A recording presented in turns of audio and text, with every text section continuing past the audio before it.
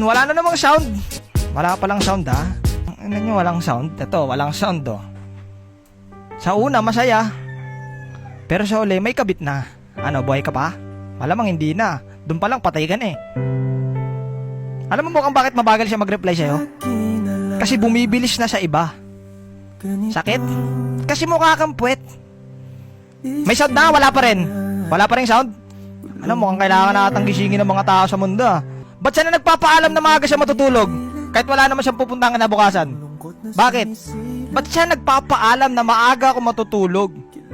Bakit niya sinasabi na, love, tulog na ako ah? Hindi ka ba na nagtataka?